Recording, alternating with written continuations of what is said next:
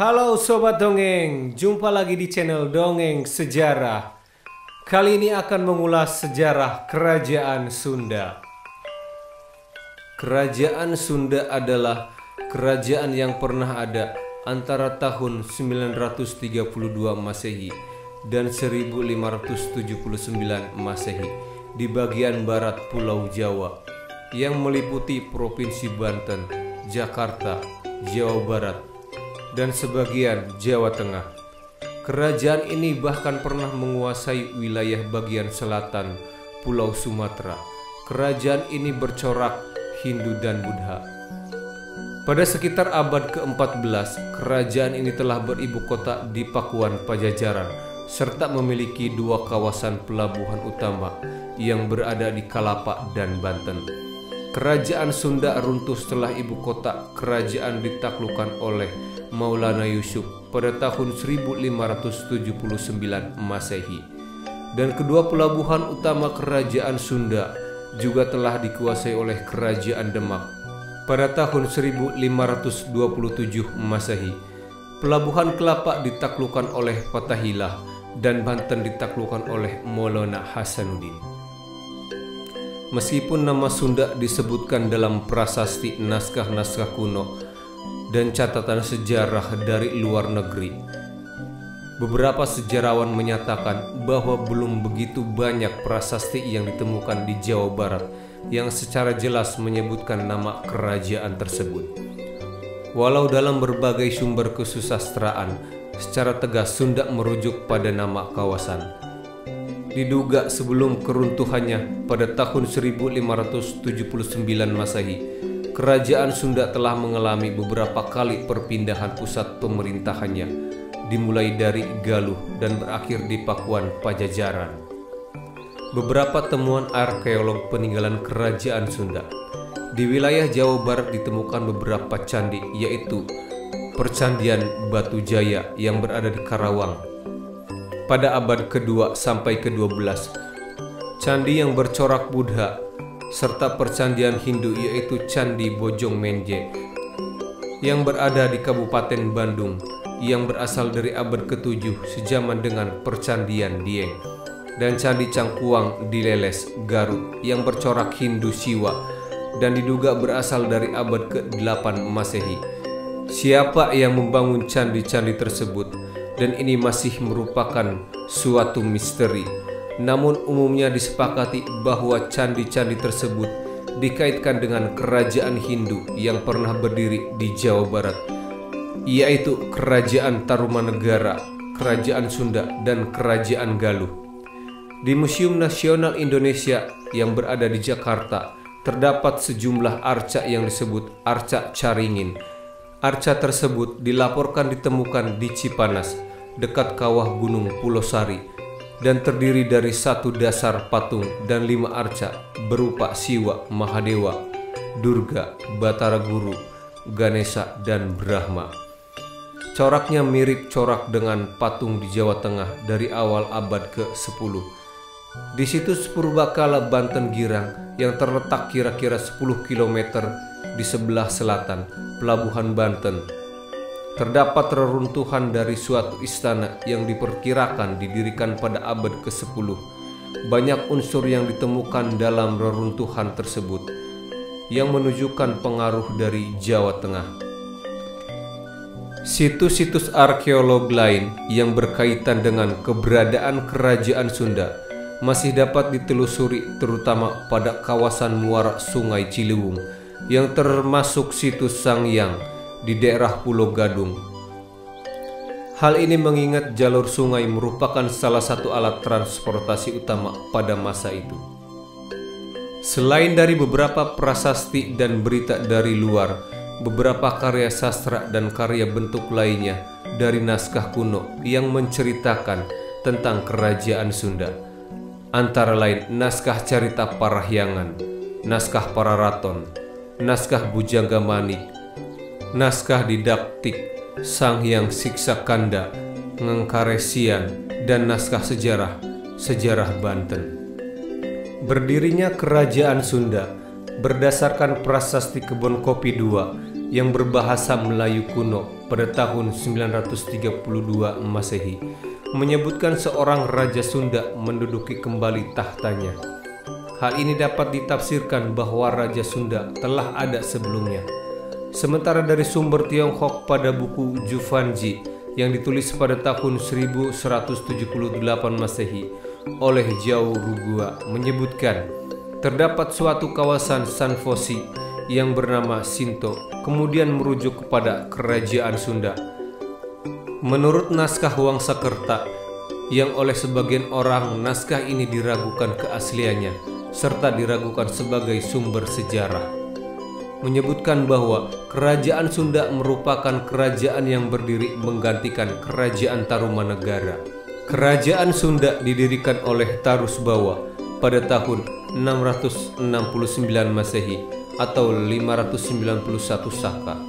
Kerajaan ini merupakan suatu kerajaan yang meliputi wilayah provinsi Banten, Jakarta, Jawa Barat, dan sebagian provinsi Jawa Tengah. Sebelum berdiri sebagai kerajaan yang mandiri, Sunda merupakan bawahan dari Tarumanegara. Raja Tarumanegara yang terakhir adalah Sri Maharaja Linggawarman Atmahariwangsa Panunggalan Tirtabumi yang hanya memerintah selama 3 tahun pada tahun 666 Masehi sampai dengan 669 Masehi, yang menikah dengan Dewi Ganggang Sari dari Indra Prahasta. Dia memiliki 2 anak, yang keduanya adalah perempuan. Dewi Manasih Putri Sulungnya menikah dengan Tarusbawa dari Sunda. Sedangkan yang kedua, Soba Kencana, menikah dengan Dapunta Hyang Sri Jayanasa, yang selanjutnya mendirikan kerajaan Sriwijaya setelah Linggawarman meninggal. Kekuasaan Tarumanegara turun kepada menantunya Tarusbawa. Hal ini menyebabkan penguasa Galuh Reti Kandayun memberontak dan melepaskan diri dari Tarumanegara serta mendirikan kerajaan Galuh yang mandiri. Tarusbawa juga menginginkan melanjutkan kerajaan Tarumanegara dan selanjutnya memindahkan kekuasaannya ke Sunda. Di hulu sungai Cipakancilan, di mana di daerah tersebut adalah Sungai Ciliwung dan Sungai Cisandane yang berdekatan dan berjajar. Dan kemudian kerajaan Taruma diubah menjadi bawahannya kerajaan Sunda. Dia dinobatkan sebagai Raja Sunda kira-kira pada tanggal 18 Mei 669 Masehi. Wilayah kekuasaan kerajaan Sunda menurut Prasasti Horren yang ditemukan di daerah Campur Darat, Tulung Agung, Jawa Timur, diperkirakan dari zaman Kahuripan pada abad ke-11 Masehi, menyebutkan Sunda sebagai musuh.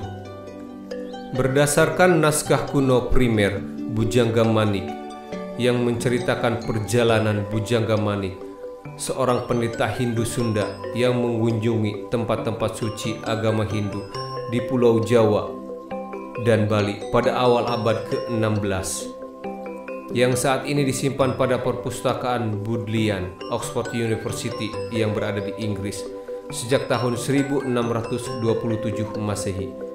Batas kerajaan Sunda di sebelah timur adalah Sungai Cipamali atau Sungai Pamali, sekarang disebut sebagai Kali Brebes, dan Ciserayu yang saat ini disebut Kali Serayu yang berada di Provinsi Jawa Tengah. Kerajaan Sunda yang beribu kota di Pajajaran juga mencakup wilayah bagian selatan Pulau Sumatera. Setelah kerajaan Sunda diruntuhkan oleh Kesultanan Banten, maka kekuasaan atas wilayah selatan Sumatera dilanjutkan oleh Kesultanan Banten. Menurut naskah Wangsakerta, wilayah kerajaan Sunda mencakup juga daerah yang saat ini menjadi Provinsi Lampung melalui pernikahannya antara keluarga kerajaan Sunda dan Lampung. Persekutuan antara Sunda dan Galuh, putra Tarusbawa yang terbesar, Rakyan Sunda Sambawa, wafat saat masih muda, meninggalkan seorang anak perempuan, Nyai Sekar Kencana. Cucu Tarusbawa ini lantas dinikahi oleh Rahyang Sanjaya dari Galuh, sampai mempunyai seorang putra yang bernama Rahyang Tamperan. Ibu dari Sanjaya adalah Sanaha, cucu dari Ratu Sima dari kerajaan Kalingga yang ada di Jepara. Ayah dari Sanjaya adalah Brata Senewa, Raja Galuh ketiga sekaligus teman dekat dari Tarusbawa. Sena adalah cucu Reti Kandayun dari putra bungsunya Mandi Minyak, Raja Galuh kedua. Sena pada tahun 716 Masehi dikudeta dari tahta Galuh oleh Purubasora. Purubasora dan Sena sebenarnya adalah saudara satu ibu tetapi lain ayah. Sena dan keluarganya menyelamatkan diri ke Pakuan Pajajaran, pusat kerajaan Sunda, dan meminta pertolongan pada Tarusbawa. Reti Kandayun kakek Sena sebelumnya menuntut Tarusbawa untuk memisahkan kerajaan Galuh dari Tarumanegara. Di kemudian hari, Sanjaya yang merupakan penerus kerajaan Galuh yang sah menyerang Galuh dengan bantuan dari Tarusbawa. Penyerangan ini bertujuan untuk melengsarkan Purubasora. Saat Tarusbawa meninggal pada tahun 723 Masehi, kekuasaan Sunda dan Galuh berada di tangan Sanjaya. Di tangan Sanjaya, Sunda dan Galuh bersatu kembali pada tahun 732 Masehi. Sanjaya menyerahkan kekuasaan Sunda Galuh kepada putranya Rakyan Panaraban. Di Kalingga, Sanjaya memegang kekuasaan selama 22 tahun, dari tahun 732 Masehi sampai dengan 754 Masehi, yang kemudian diganti oleh putranya dari Dewi Sudiwara, yaitu Rakai Panangkaran. Rakyan Panaraban berkuasa di Sunda Galuh selama 7 tahun, pada tahun 732 Masehi sampai dengan 739 Masehi. Lalu membagi kekuasaannya pada dua putranya, Sang Manarah yang dalam cerita rakyat disebut sebagai Ciung Wanara yang berada di Galuh, serta Sang Banga yang berada di Sunda. Sang Banga atau juga disebut sebagai Prabu Kertabuana Yasawiguna Haji Mulia menjadi raja selama 27 tahun pada tahun 739 Masehi sampai dengan 766 Masehi. Tetapi hanya menguasai Sunda dari tahun 759 Masehi. Dari Dewi Kencana Sari, keturunan Denuwarman dari Saunggala. Sang Banga mempunyai putra bernama Rakyan Medang yang kemudian meneruskan kekuasaannya di Sunda selama 17 tahun. Pada tahun 766 sampai dengan 783 Masehi. Dengan gelar Prabu Hulu Kujang, karena anaknya perempuan, Rakyan Medang mewariskan kekuasaannya kepada menantunya, Rakyan Hujung Kulon atau Prabu Giling Wesi dari Galuh, yang menguasai Sunda selama 12 tahun pada tahun 783 Masehi sampai dengan 795 Masehi. Karena Rakyan Hujung Kulon ini pun hanya mempunyai anak perempuan, maka kekuasaan Sunda lantas jatuh ke menantunya, yaitu Rakyan Diwus, dengan gelar Prabu Pucuk Bumi Darmeswara, yang berkuasa selama 24 tahun, yaitu pada tahun 795 Masehi sampai dengan 819 Masehi. Dari Rakyan Diwus, kekuasaan Sunda jatuh ke putranya, yaitu Rakyan Wuwus, yang kemudian menikah dengan putra dari Sang Welengan, Raja Galuh pada tahun 806 sampai dengan 813 Masehi. Kekuasaan Galuh juga jatuh kepadanya saat saudara iparnya, Sang Prabu Linggabumi, meninggal dunia. Kekuasaan Sunda Galuh dipegang oleh Rakyan Wuwus dengan gelar Prabu Gajah Kulon sampai ia wafat pada tahun 891 Masehi. Sepeninggal Rakyan Wuwus, kekuasaan Sunda Galuh jatuh ke adik iparnya dari Galuh, yaitu Arya Kadatuan. Hanya saja karena tidak disukai oleh para pembesar dari Sunda, ia dibunuh pada tahun 895 Masehi. Sedangkan kekuasaannya diturunkan ke putranya Rakyan Windu Sakti. Kekuasaan ini lantas diturunkan pada putra sulungnya, yaitu Rakyan Kamuninggading. Rakyan Kamuninggading menguasai Sunda Galuh hanya 3 tahun, sebab kemudian direbut oleh adiknya yaitu Rakyan Jayagiri pada tahun 916 Masehi. Rakyan Jayagiri berkuasa selama 28 tahun, kemudian diwariskan kepada menantunya yaitu Rakyan Watu Agung pada tahun 942 Masehi. Melanjutkan dendam orang tuanya, Rakyan Watu Agung direbut kekuasaannya oleh keponakannya, putra dari Kamuninggading, Sang Limbur Kancana pada tahun 954 sampai dengan 964 Masehi. Dari Limbur Kancana, kekuasaan Sunda Galuh diwariskan oleh putra sulungnya, yaitu Rakyan Sunda Sambawa pada tahun 964 sampai dengan 973 Masehi. Karena tidak mempunyai putra dari Sunda Sambawa, kekuasaan tersebut jatuh kepada adik iparnya, yaitu Rakyan Jayagiri pada tahun 973 sampai dengan 989 Masehi.